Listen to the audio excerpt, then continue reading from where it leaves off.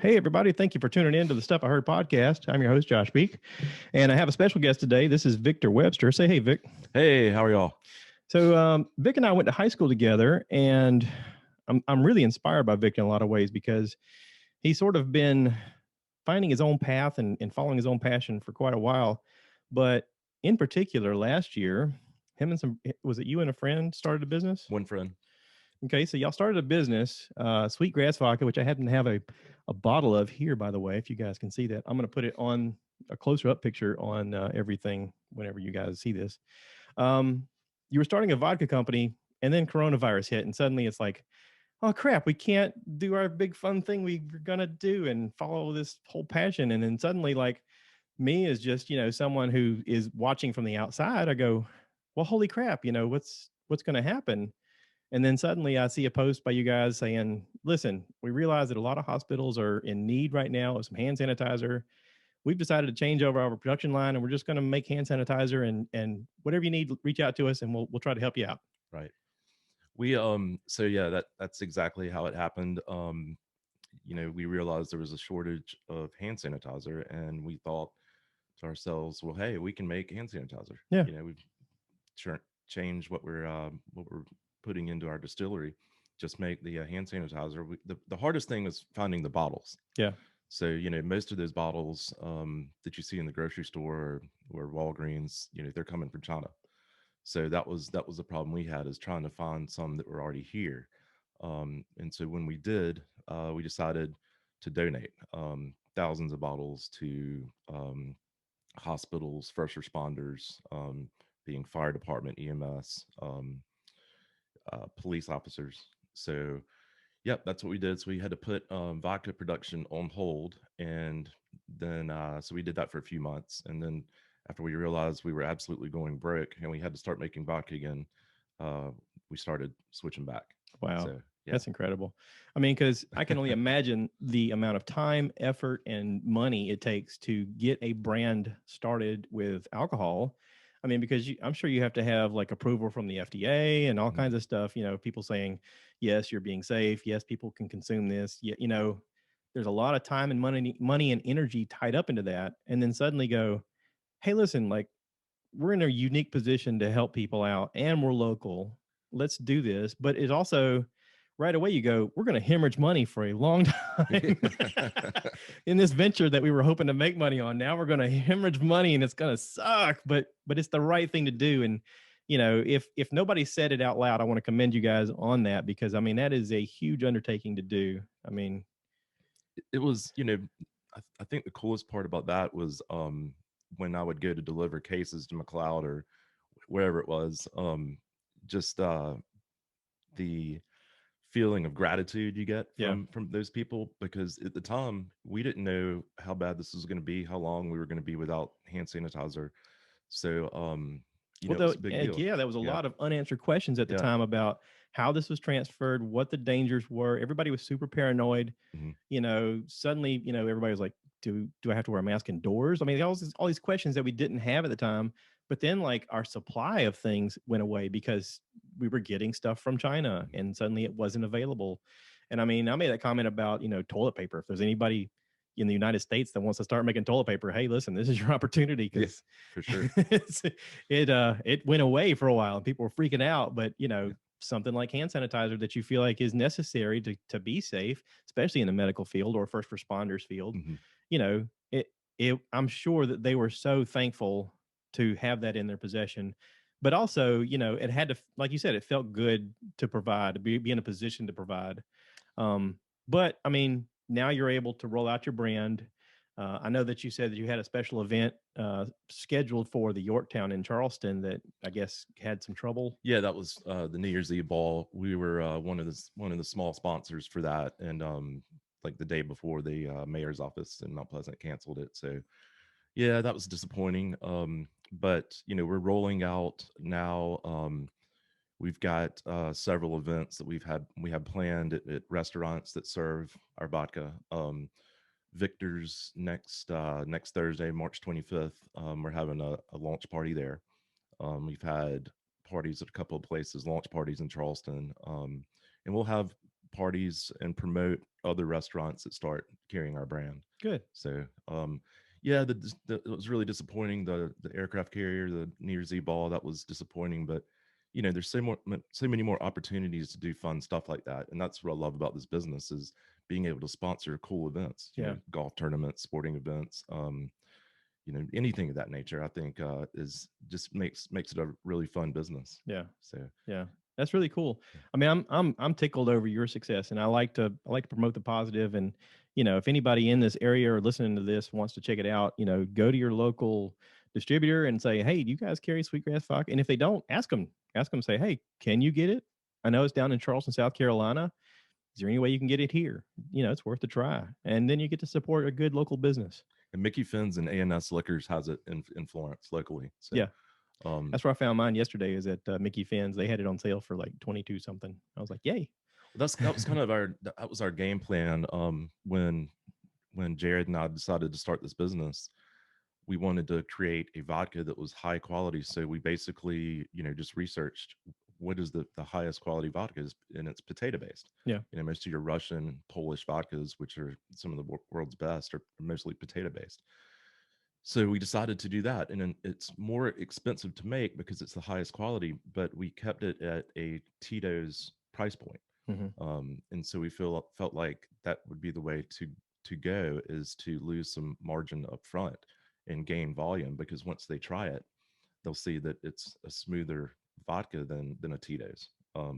So that was kind of our game plan, and keeping it priced competitively was really important to us. So been really happy with it so far. It's been a learning experience the whole time, but it's been really cool.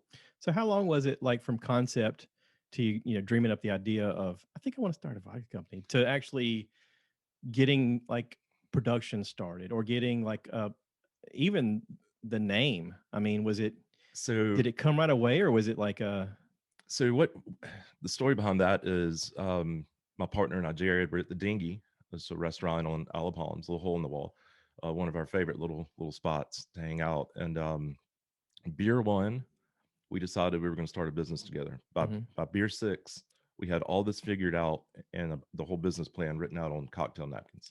So that was how long it took. Even the name? Even the name. Oh wow! Even a sort of a sketch of what the logo would look like, with the guy with the gun and the lab and the ducks flying over. We sort of had that in mind, but we needed someone who was an artist to create it. So, but the whole concept we did within 6 beers. Oh wow! Well, the logo looks cool. I mean, it does have that Charleston Southern kind of feel to it. It is beautiful, and the little sweetgrass on the inside. Yeah, that's an organic piece of sweetgrass. We put one blade in each bottle, so it doesn't do anything to the taste. Yeah. It's just a talking point. Yeah, kind of cool. Well, I mean, and when I picked it up, like they have obviously this size bottle and then a taller bottle, and I like the quality of the look of this bottle. I was like, man, that's just a beautiful bottle. It's really pretty. Yeah, we really love that bottle. Yeah. Also, you're on Instagram, Sweetgrass Vodka. If anybody wants to check out their story and any more info and pictures of that, I mean, do that. Also on Facebook, you've got a presence on Facebook as well. Other than Corona, what's been the hardest hurdle to kind of get over? Well, indirectly, bottling, getting the bottles, enough bottles, and that's indirectly that is because of Corona. But other than that, I think the biggest hurdle's just been hurry up and wait. Wait to get approved by the state. Yeah. That's frustrating. Yeah. You're talking months of our application sitting there on a table. Waiting for people to give you the thumbs up. You're Yeah, like, come on. We had everything ready to roll out, but you have to wait on that approval. So I think that's been the most frustrating. But once you get past that, it's smooth sailing. Yeah, for the most part. So that's cool. Yeah. Listen, I like the story. I like the fact that like I said, we grew up together.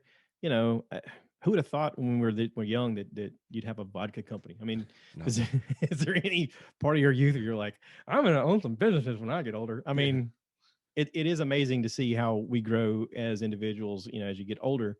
And, Larry Roscoe put out there on Facebook, love to support local people. This is, a good story. This is, people need to know this story. And Right. that's kind of why I wanted to reach out to you, even when this was going on in the beginning, like I mentioned it. And I know you were super busy with production, like you said, trying to keep up with demand, trying to get everybody's approval so that you can do the thing that you can do. Right. But I'm sure that even getting the bottles into being able to bottle them, everybody out there that's in production right now is behind. Everybody that's in the shipping is behind. I mean, I work in the shipping industry with a food company, and I mean, it is a market for drivers. If you have a CDL or if you want a job, get a CDL because man, they are in need big time. Yeah, it's kind of it's a lot of fun watching our friends that we grew up with you know be successful in whatever they're doing. Yeah, Larry Roscoe, I mean, look what he's done. yeah, And that's fun to watch his success. And he's done very well at working in the government, and that's really cool. I enjoy listening to his stories and stuff he's done. In this podcast, yeah, I mean, it's pretty cool that you've started this podcast. It's growing every week. yeah. Um, Well, and it's, again, it's promoting the things that you're passionate about and not giving up. mhm, I mean, if you sat around and waited for someone's approval to do your company, I'm sure you got told no a bunch of times by a lot of people who are used to hearing no. right, And it's hard to go, I don't care what you say, I'm still going to go forward with it because I believe in it. right, And you just have to have that willingness to keep pushing forward no matter what. right. My wife has, mentioned many times, she's like, who's listening to you? And I said, I don't care. It doesn't matter. It's going to matter someday. Yep. I mean, everybody's got a story to tell. And if you get people to tell their story, it becomes something you can share. It's not just your story now. Right. It becomes part of your community. Yep. And if we're going to grow community, this is how we do it. Yeah. So, I mean, this is back to grassroots. Yeah, I absolutely. think it's awesome. Absolutely. And South Carolina, listen, there's a lot of people here who are supportive of local anything, local businesses, local guys who are doing well, local young ladies who are doing well. Whatever the situation is, there needs to be more positivity about this kind of stuff and about people who are persevering and trying to get through the hard times. And listen, this past year has been one of the hardest times for everybody. And, if this is any proof of it, you can make it. Like, you don't have to just deal with your circumstances and go, well, woe is me. Yeah. Okay. Woe is you. But also, what do you want to do about it? I think one other thing to touch on is when you have local people succeeding in whatever business it is. For example, Rick Apicos, he's been highly successful with Mickey Fins, Mm-hmm. and to people that are locals that are successful, that are supported locally, they give back to the community. Oh, yeah. I can't tell you how many times Rick's cut a check for this sponsorship or a fundraiser for someone with a health issue, or I mean, hundreds of times. Yeah. Many that I've been involved in, and I've seen it, and I think that's important because people that live in this area, especially all over the state, that are successful, they give a lot back to the community. So it all comes full circle. Well, I mean, I talk about this on the podcast a little too much, but I like Leinenkugel's Summer Shandy beer. Yeah. And it's hard to get because people don't want to fill the shelves. Giannis is supposed to distribute it, but they get bogged down with all the different brands they have to carry. So I went to Rick and I said, hey, listen, I like buying from local, and I know this isn't a local beer. I said, but is there any way you could get it in stock? I'll buy some every week. He was like, every week? I said, every week. I'll be here every day. I got a day off and I'll buy a case. He goes, okay. So he made out a deal with them, and they had some in stock. And every time I walked in, I had a stack of it over in the corner, and I was like, you're my guy. Because again, this is the local business that I can support. And I was like, I'd rather buy from you than Walmart, They're top notch. Yeah. It's awesome. So, I mean, that relationship stuff is important. And if you're out there and you have an idea of something that you want to promote, something that you're trying to get off the ground, talk about it with people, talk about it with your friends, talk about it on the podcast. If you want to come on here and talk about it, put it on Facebook. You'll never know who's going to support you until you start talking about your dream. And to anybody who wants to poo-poo your idea, listen, don't listen to that. You got to stay positive. You got to be willing to take the blows and go, you know what? I believe in this, and I'm going to keep pushing forward. And that's how you succeed. That's right. So I can hear your phone going off. We probably have to end this. Telemarketer. Tell them, oh, they're trying to. Have you checked on your car warranty on a car you owned 12 years ago? Yeah. Has anybody ever said yes to that? I wonder. I'm so glad you called. I've been having trouble with my car, as a matter of fact. Yeah. I thought about doing that once in a while just to mess with them. You know, I'm so glad you called about that vehicle, man. I just got out of jail. I didn't know I had that car. Just say something off the wall and be like, what? Yeah. My wife got one the other night, and she goes, I've been in the house with coronavirus for weeks, and man, I had the bank repossess my vehicle. I didn't know you guys would still take care of that. And like she goes, click, and she goes, that worked. That was cool. Got a call 2 weeks ago or so from same thing about a vehicle that I haven't owned in probably 8 years. Yeah. And I was like, you guys need to update your database if you're gonna be calling me. Yeah, I had one ask me about a vehicle I'd previously owned, and I was like, man, I hadn't owned that in probably 8 years, and he's like, what are you driving now? I said, what does it matter? I'm not ever going to do business with you. And he goes, oh, sorry, and he hung up. I was like, man, come on, it's so silly. But anywho, I wrote down a few notes. I guess I should look at it. Yeah, I talked about that. 3 ingredients: potatoes, water, and yeast. 40% alcohol by volume, 80 proof. I wrote down April 5th, 2020 is when you posted the that y'all converted over to hand sanitizer, and you're like, all right, I guess we're gonna do this. Yeah. Yeah. Also, I want to talk about locally. We're talking about locally. We have a restaurant here in Florence called Tubbs, and they had their steamer trailer stolen this week. Just 2 nights ago. They posted a thing online saying if anybody has any information, please let them know. This is heard by a lot of people here in Florence. If you guys just happen to look around and see a steamer trailer that looks odd, it's check out Tubbs on Facebook. There's a video, there's pictures. They're trying to get the word out there. They're going to find who's got it because there's lots of cameras in the area, and the police are actively looking. And Kyle has put a message out there on Facebook saying that if you have this and you bring it back, he said, listen, I'll buy you lunch. We'll talk about it. Maybe you just need a better way. I can help you. He said, but this is your opportunity to come forward. He's like, those are good guys. Kyle just want it back. Kyle and them are good guys. I hope they get that trailer back. But I wanted to shout out to them as well. King Hefe, which they also own, is the first restaurant that sold sweetgrass vodka. Oh, really? Yep.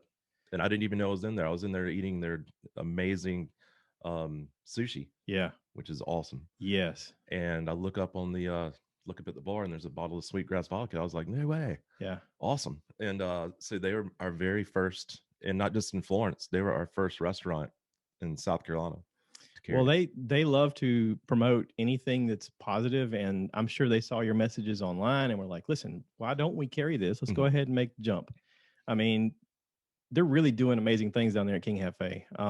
When they first started, I went down there to check it out because I was like, I was in the Marine Corps station in Southern California, and I loved the creative tacos that they had at the time. And then you come back here and you got Taco Bell. You're like, this sucks. And this was the first time we'd had like a real cool artisanal, taco place that had a funky vibe to it. I mean, you walk in and there's cool paintings on the walls, and there's funky music playing, and there's this big tattooed fella behind the bar who's real clever and talking about Star Wars and shit with me. And, suddenly I'm like, oh, this is a cool vibe. I dig this place. And then the food is great. The food looks better than the pictures. When you see the pictures, you're like, there's no way it's going to turn out that way. And then every meal, you're like, dang, it's Instagram worthy. As soon as you get your plate, you're just like, I gotta take pictures of this and share it. So I started doing that day one, and I was like, people need to know this place is here. I want this to succeed. And now it's succeeded to the point where I have to wait outside a lot of times because I'm like, crap, these people don't need to be here because but whatever. I'm glad that they're doing successful there, and the sushi that they have now is incredible. We stopped by there the other night, and it was really, really great. I'm so excited they're still succeeding. I like the fact that they're where they are. My mom works across the street at the FMU nurses building, and it became like a regular thing for us to meet for lunch every week because it was my one chance to hang out with her in person. And since Corona, we can't really do that because she's immunocompromised and it's been a whole thing, but we're going to get back into that soon enough. And that's our regular hangout. They bring a lot to downtown Florence. Yeah. It's just, it's worth the wait, in my opinion. I had a friend of mine from Charleston that was passing through, and I said, let's go grab dinner. And I said, we're going to a place called King Hefe. And I said, what kind of food is that? I said, well, it's I guess Southwestern, maybe Mexican food, but we're going to eat the sushi.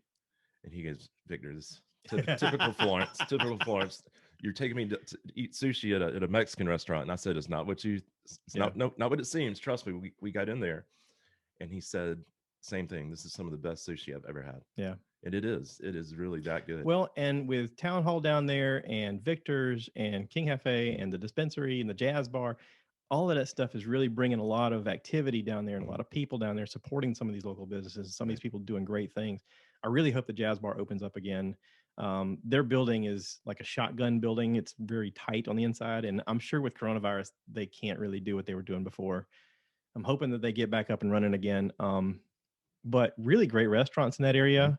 I'd been tentative to go to Victor since they moved to the new location. I'd been to their old location before, but we went with some friends downtown to hang out and walked over there and had some appetizers and some drinks. And I was like, man, this is really beautiful. It's nice. Yeah. It's gorgeous. Yeah. So Victor's, you got several, Town Hall is awesome. The dispensary is kind of cool to hang out at. I mean, it's really neat to actually be on the rooftop and look around. You're like, hey, this is kind of a cool view. Yeah. Bird's Nest is another one that's, if you haven't tried that, that's a cool place to hang out.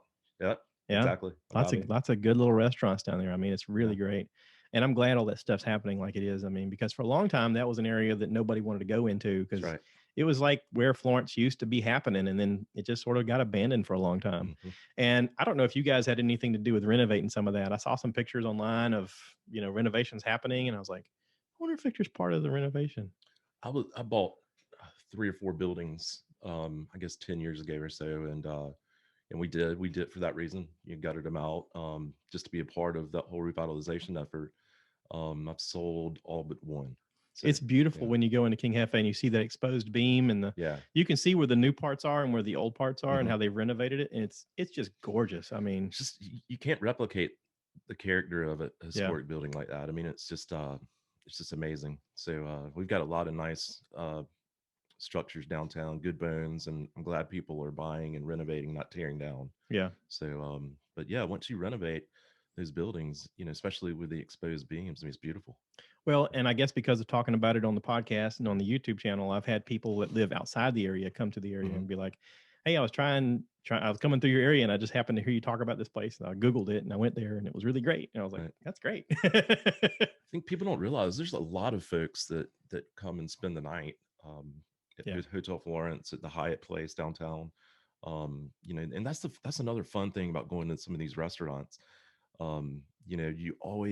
I love meeting people from out of state that are just passing through on the interstate and they're coming in here, eating at our restaurants downtown and enjoying it. And this one lady I met a few weeks ago at Victor's, she said, well, I stop by every time I'm up and down I-95, I always stop in here and I come eat and I spend the night at the Hyatt Place. Cool. And she's like, I really look forward to coming to downtown Florence.